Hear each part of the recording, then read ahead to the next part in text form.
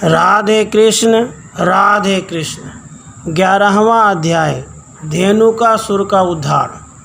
श्री नारद जी कहते हैं, हे राजन, एक दिन श्री कृष्ण जी बलराम जी के साथ मनोहर गौएं चराते हुए नूतन तालवन के पास चले गए।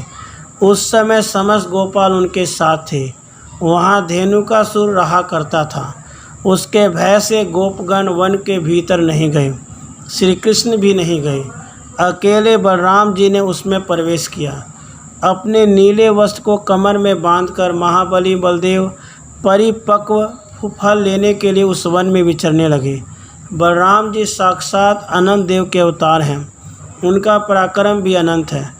अतः दोनों हाथों से ताड़ के वृक्षों को हिलाते और फल समूह गिराते हुए वहाँ निर्भय गर्जना करने लगे। गिरते हुए फलों की आवाज़ सुनकर वह गर्दभाकार असुर रोष से आग बबूला हो गया।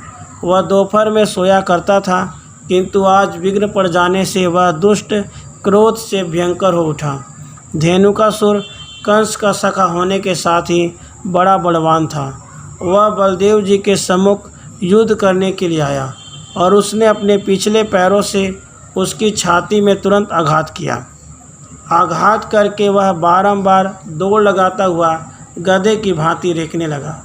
तब बलराम जी ने धेनु के दोनों पिछले पैर पकड़कर शीघ्र ही उसे ताड़ के वृक्ष पर दे मारा। यह कार्य उन्होंने एक ही हाथ से खेल खेल में कर डाला।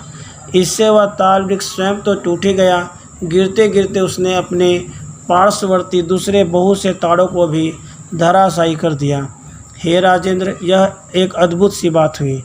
दैत्यराज धेनुक ने पुनः उठकर रोषपूर्वक बलराम जी को पकड़ लिया और जैसे एक हाथी अपना सामना करने वाले दूसरे हाथी को दूर तक ठेल ले जाता है, उसी प्रकार उन्हें धक्का देकर 1 योजन पीछे हटा दिया।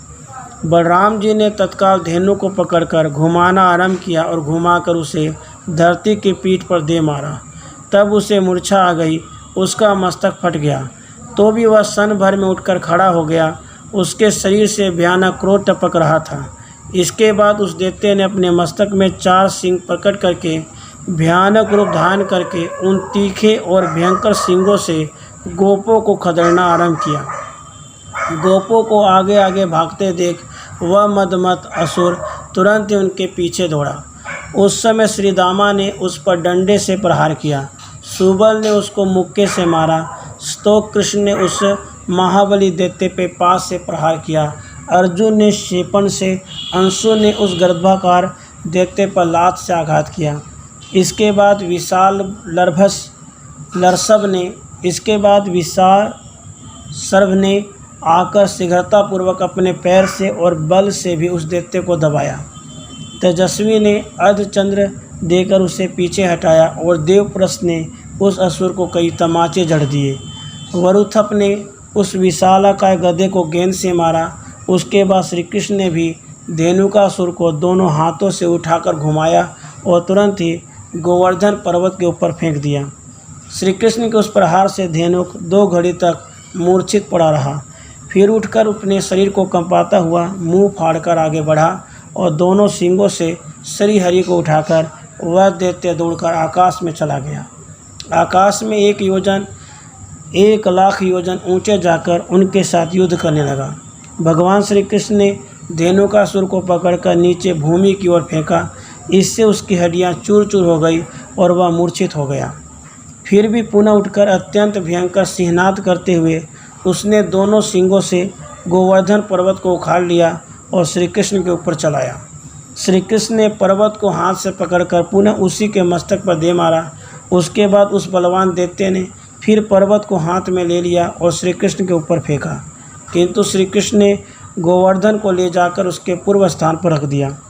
उसके बाद फिर धावा करके महादैत्य धेनुक ने दोनों सिंगों से पृथ्वी को विदीर्ण कर दिया और पिछले पैरों से पुनः बलराम पर प्रहार करके बड़े जोर से गर्जना की। उसकी उस गर्जना से समस्त ब्रह्मांड गूंज उठा और भूमंडल कांपने लगा। तब महाबली मलदेव ने दोनों हाथों से उसको पकड़ लिया और उसे पृथ्वी पर दे मारा।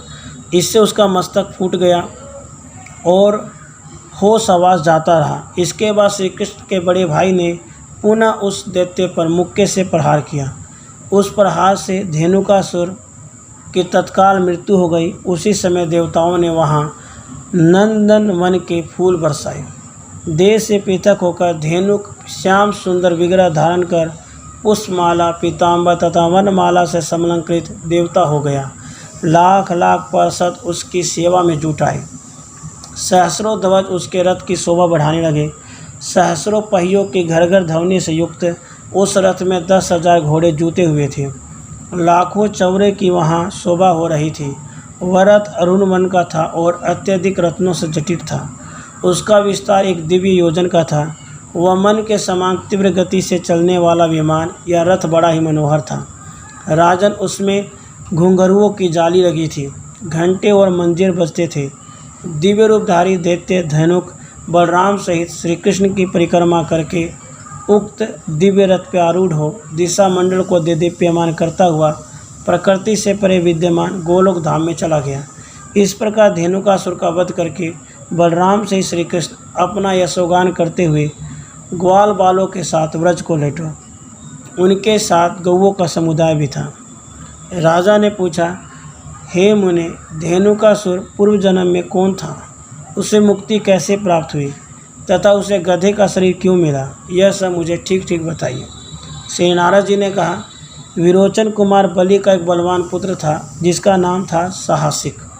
वह 10,000 स्त्रियों के साथ गंधमादन पर्वत पर विहार कर रहा था। वहाँ वन में नाना प्रकार के वाद्यों, रमणियों के नुपुरों का महान शब्द होने लगा, जिससे उस पर्वत की कंदरा में रहकर श्री कृष्ण का चिंतन करने वाले दुर्वासा मुनि का ध्यान भंग हो गया। वे खड़ाऊ पहनकर बाहर निकले। उस समय मुनि व दुर्वासा का शरीर अत्यंत दुर्बल हो गया था। दाढ़ी मूछ बहुत बढ़ गई थी। वे लाठी के सहारे चलते थे। क्रोध की तो वह मूर्तिमान राशि ही थे और अग्नि के समान तेजस्वी जान पड़ते थे। दुर्वासा उन ऋषियों में से हैं जिनके शाप के भय से सारा विश्व कांपता रहता है। वे बोले, दुर्वासा ने कहा, दुर्बुद्धि असुर, तो गधे के समान भोगा सख्त है, इसलिए गधा हो जा।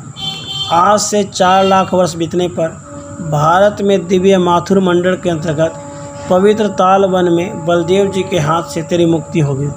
नारद जी कहते हैं, राजन, उस शाप के कारण ही भगवान श्री कृष्ण ने बलराम जी के हाथ से उसका वध करवाया, क्योंकि उन्होंने प्रहलाद जी को यह वर दे रखा है कि तुम्हारे वंश का कोई दैत्य मेरे हाथ से नहीं मारा जाएगा। इस प्रकार श्री कृष्ण संहिता में वृंदावन खंड के अंतर्गत धेनुकासुर का उद्धार नामक 11वां अध्याय पूरा हुआ। राधे कृष्ण, राधे कृष्ण।